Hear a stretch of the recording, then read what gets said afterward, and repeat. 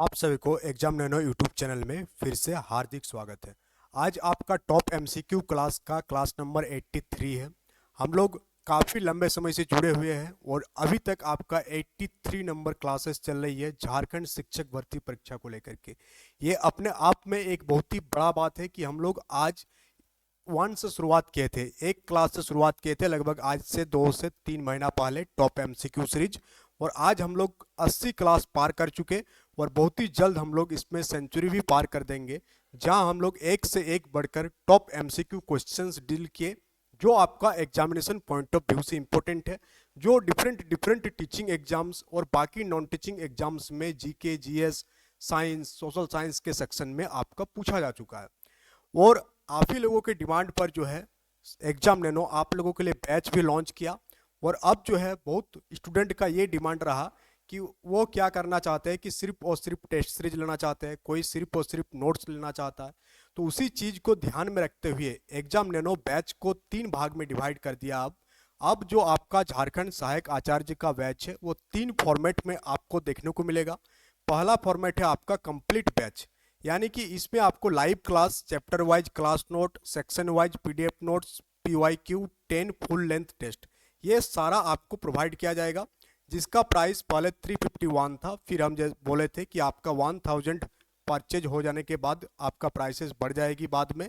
तो अब आपका जो नया प्राइस है वो 499 है, जबकि कोर्स का प्राइसेस आपका 999 है।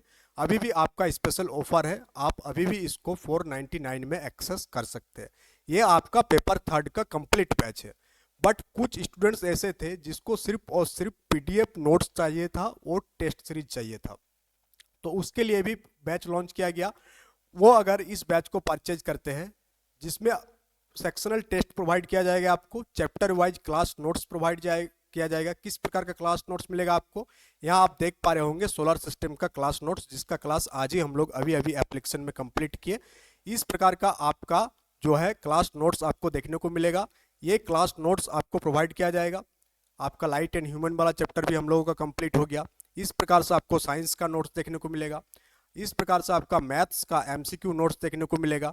तो अगर आप सिर्फ और सिर्फ नोट्स पर तैयारी करना चाहते हैं, नोट्स के बेसिस पर आपको वीडियोज नहीं चाहिए, तो आप इस बैच को ज्वाइन कीजिएगा, आप कंप्लीट बैच को ज्वाइन मत कीजिएगा।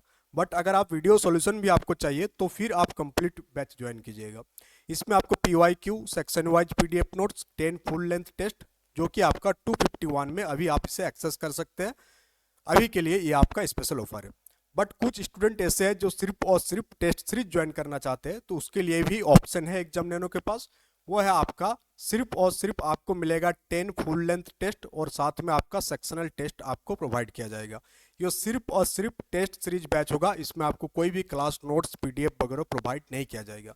तीनों बैच आपका एप्लीकेशन में दिख जाएगा आज रात तक, आप वहां से इन सारे बैचेस को एक्सेस कर सकते हैं। और जो एक बार कंप्लीट बैच को परचेज कर लेगा उसको बाकी कोई भी बैच परचेज करने की जरूरत नहीं है, वो अपने आप में कंप्लीट है। जो भी चीज़ें ऐड किया जाएगा वो उसमें ऐड होते रहेगा।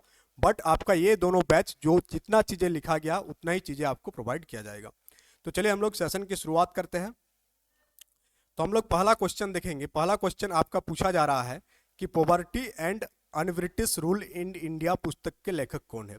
यह आपका बहुत सारे एग्जाम में पूछा जा चुका है अभी तक, और इस बार भी पूछे जाने के चांसेस है आपका जेएसएससी के एग्जाम में कि poverty and un-British rule in India पुस्तक के लेखक कौन है। तो poverty and un-British rule in India पुस्तक के जो लेखक है वो कौन है, आपका दादा भाई नौरोजी इस किताब के लेखक है। सेकंड आपसे पूछा जा रहा है कि आर्सेनिक का रासायनिक प्रतीक यानी कि केमिकल फॉर्मूला क्या है आर्सेनिक का। तो आर्सेनिक का जो केमिकल फॉर्मूला है वो क्या है, आपका AS, यानी कि ऑप्शन नंबर बी आपका सही उत्तर हो जाएगा।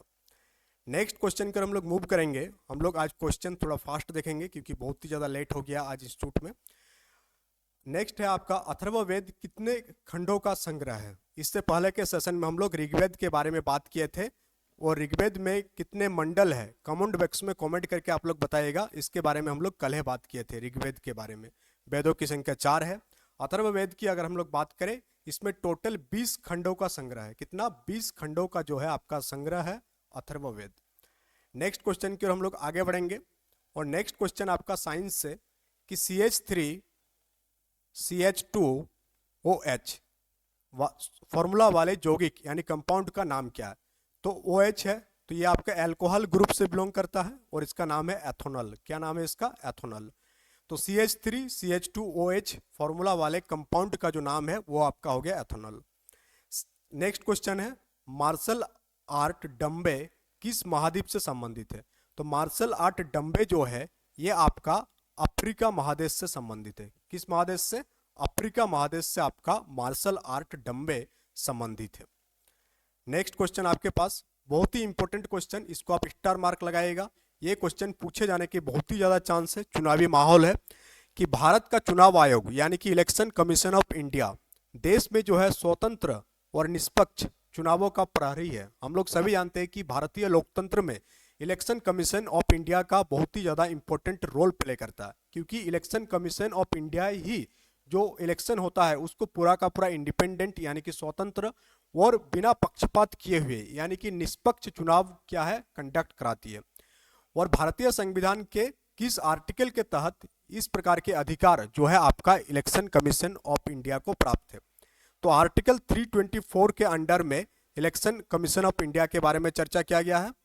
तो आर्टिकल 324 आपका किससे संबंधित है? आपका इलेक्शन कमीशन ऑफ इंडिया से आपका संबंधित है। नेक्स्ट क्वेश्चन के हम लोग आगे बढ़ेंगे और नेक्स्ट क्वेश्चन यहाँ आपसे पूछा जा रहा है कि निम्नलिखित में से क्या निष्फल भूमि का एक मुख्य कारण है? हम लोग जानते हैं कि बहुत बार अपना जो भूमि है ये खराब हो जाती है, जिसे हम लोग बैड लैंड्स के नाम से जानते हैं, निष्फल भूमि के नाम से जानते हैं। यानी कि वहाँ पर अगर हम लोग कुछ पौधा वगैरह खेती वगैरह करते हैं तो अपेक्षित रिजल्ट हम लोगों को देखने को नहीं मिलता है। तो इसके पीछे का जो मुख्य कारण है वो है आपका मृदा अपरदन। क्या है? मृदा अपरदन के कारण भूमि क्या हो जाता है? निष्फल हो जाता है। नेक्स्ट क्वेश्चन आपका साइंस से पूछा गया है और क्वेश्चन पूछा गया है आपसे कि रज्जुकी यानी कि जो कॉर्डेटास होते हैं, कॉर्डेटा जो संघ है जीवों का, तो कॉर्डेटा संघ के जीवों के संबंध में निम्नलिखित में से कौन सा कथन सही है? तो जो कॉर्डेटेस होते हैं, रज्जुकी संघ के जीव होते हैं, इसमें जो है पृष्ठ रज्जु पाया जाता है, यानी कि इसके पृष्ठ में क्या पाया जाता है? कॉर्डेटा पाया जाता है। इसमें क्या पाया जाता है? पृष्ठ रज्जु पाया जाता है। नेक्स्ट है आपका अपशिष्ट जल उपचार की प्रक्रिया को सामान्यतः कौन सा ट्रीटमेंट कहा जाता है? जो अपशिष्ट जल होता है, खराब जल होता है, उसको हम लोग फिर से क्या करते हैं? ट्रीट करते करके उसको उपयोग के लायक बनाते हैं। उस जल को हम लोग सामान्यतः क्या कहते हैं? उसे हम लोग सीवेज के नाम से जानते हैं। क्या नाम से जानते हैं? उसे हम लोग सीवेज कहते हैं। यानी अपशिष्ट जल का फिर से ट्रीटमेंट करने के प्रोसेस को हम लोग सीवेज ट्रीटमेंट के नाम से जानते हैं। फिर एक मोस्ट इंपॉर्टेंट क्वेश्चन आपके पास कि मूसी नदी निम्नलिखित में से किस नदी का सहायक नदी है? तो मूसी नदी जो है आपका कृष्णा नदी का आपका एक सहायक नदी है। नेक्स्ट क्वेश्चन आपके पास कि 1878 के वर्नाकुलर प्रेस एक्ट को किस वायसराय के कार्यकाल के दौरान निरस्त कर दिया गया? तो 1872 का जो वर्नाकुलर प्रेस एक्ट है इसको जो है आपका लॉर्ड रिपन के टाइम में इसको क्या कर दिया गया? निरस्त कर दिया गया।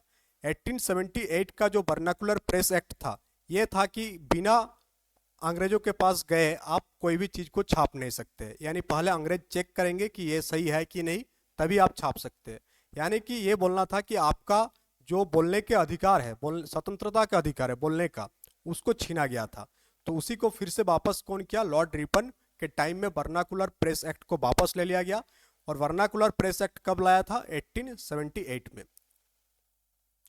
नेक्स्ट है आपके पास कि निम्नलिखित में से कौन भारतीय रिजर्व बैंक के पहले भारतीय गवर्नर थे? तो रिजर्व बैंक ऑफ इंडिया की जो स्थापना हुई थी कब हुई थी? 1935 को हुआ था। उस टाइम अंग्रेजों का जमाना था। तो आज़ादी के बाद कौन सबसे पहली बार इंडियन गवर्नर बना? तो CD देशमुख जो है पहली बार इंडियन गवर्नर बने।